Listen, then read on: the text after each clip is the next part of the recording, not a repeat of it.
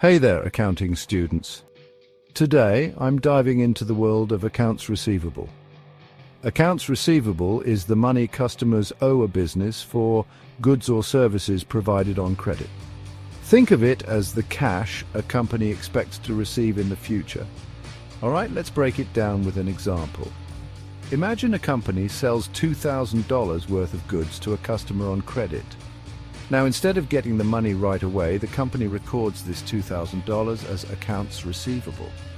They're expecting the customer to pay later, and that's the key part here. So why does this matter? Well, accounts receivable is a crucial component of a company's balance sheet.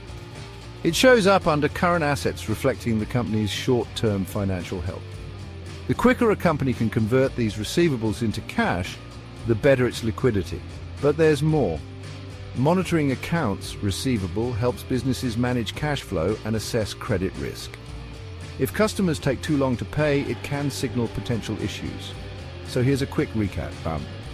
Accounts receivable is the money owed to a business for goods or services provided on credit.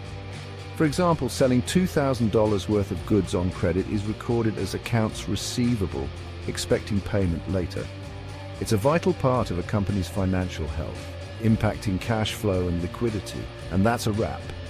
Understanding accounts receivable is essential for any budding accountant, so keep this in mind as you continue your studies.